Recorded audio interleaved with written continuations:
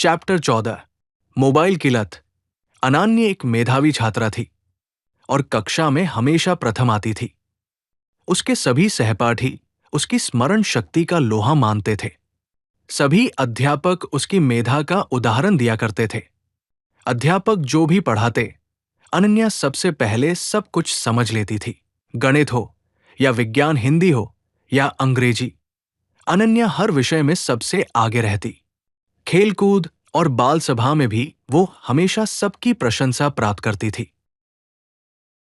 लेकिन कुछ दिनों से अनन्या का मन पढ़ाई से ज्यादा मोबाइल और टीवी में लगने लगा था। वो जब तक किताबें छोड़कर अपनी मम्मी का मोबाइल उठा लेती और उस पर तरह तरह के गेम्स खेलती।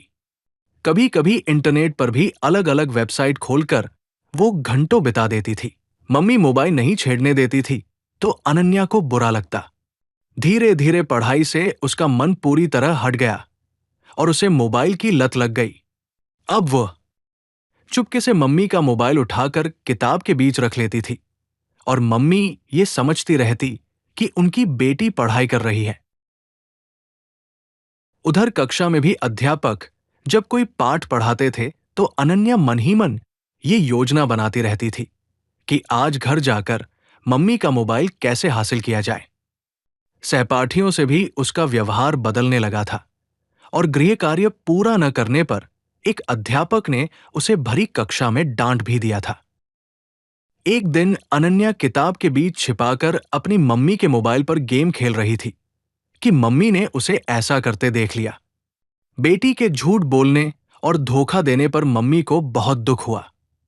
उन्होंने अनन्या को थोड़ा डांटा भी और प्यार से भी समझाया।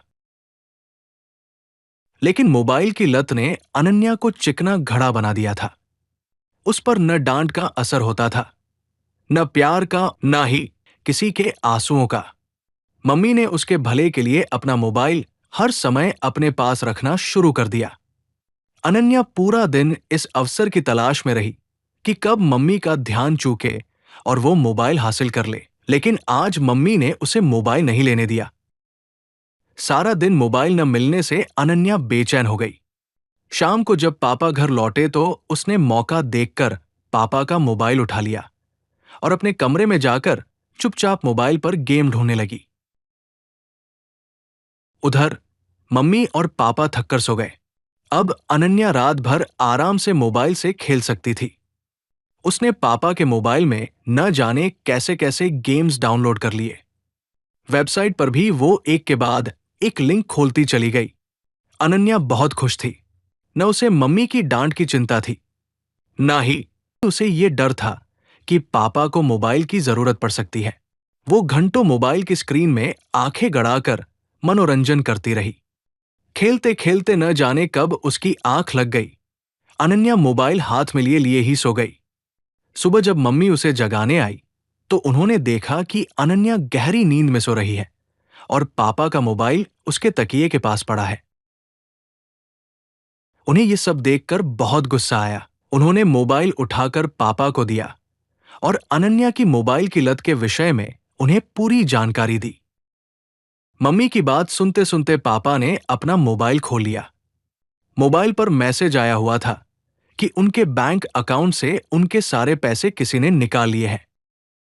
पापा के होश उड़ गए। उन्हें समझते देर न लगी कि कल रात अनन्या के हाथ से किसी हैकर का लिंक क्लिक हो गया है और हैकर ने उनके बैंक के सारे पैसे पर हाथ साफ कर लिया है। अनन्या को जगाकर इस सब के विषय में पूछा गया तो उसे कुछ पता नहीं था। उसने कहा कि मैं तो केवल मोबाइल पर गेम्स खेल रही थी। पापा ने उसे कोई जवाब नहीं दिया। वे अपनी बेटी की नादानी पर तो दुखी थे ही। अपनी मेहनत की कमाई का पैसा चोरी हो जाने के कारण उनकी आंखें भी भर आई थी। उन्होंने अनन्या की ओर देखकर केवल इतना कहा कि अनन्या, मुझे तुमसे ये उम्मीद नहीं थी। अनन्या को मन ही मन अपनी गलती पर पछतावा हो रहा था। वो अपने पापा मम्मी के दुख से बेचैन हो गई थी। पापा ने अपने साथ हुए साइबर क्राइम की पुलिस में शिकायत की और मम्मी ने अनन्या को तैयार करके स्कूल भेज दिया। स्कूल में अनन्या का क्लास टेस्ट था। अनन्या के दिमाग में सुबह की घटना घूम रही थी। वो एक भी प्रश्न का उत्तर नहीं दे पाई और कक्षा की सबसे होनहार छात्रा परीक्षा में फेल हो गई। उसके सहपाठी उस पर हंसने लगे। जो अध्यापक उसकी प्रशंसा करते नहीं थकते थे, वे उसको डांट रहे थे। उधर मम्मी पापा उससे पहले ही नाराज थे। अब अनन्या को समझ आ रहा था कि इस सब की जड़ है मोबाइल की लत। मोबाइल की लत ने उसे अपने मम्मी पापा से झूठ बोलना सिखाया। उसने मोबाइल की चोरी की, पढ़ाई में लापरवाही की और उसके पापा को आर्थिक नुकसान भी उठाना पड़ा। उसने घर जाकर रोते रोते अपनी मम्मी से क्षमा मांगी और कहा कि उसे पता ही नहीं चला कि वो कितनी बड़ी गलती कर रही है। मम्मी ने उसे समझाया कि सही और गलत काम की पहचान का एक तरीका है। जो काम करने के लिए उसे अपनी मम्मी से झूठ बोलना पड़े, वो काम गलत है।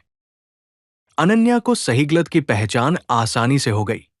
उसने शाम को अपने पापा से भी माफी मांगी। पापा ने भी उसे पुचकार कर गले से लगा लिया। अब अनन्या मोबाइल और इंटरनेट से दूर होकर किताबों पर ध्यान देने लगी थी।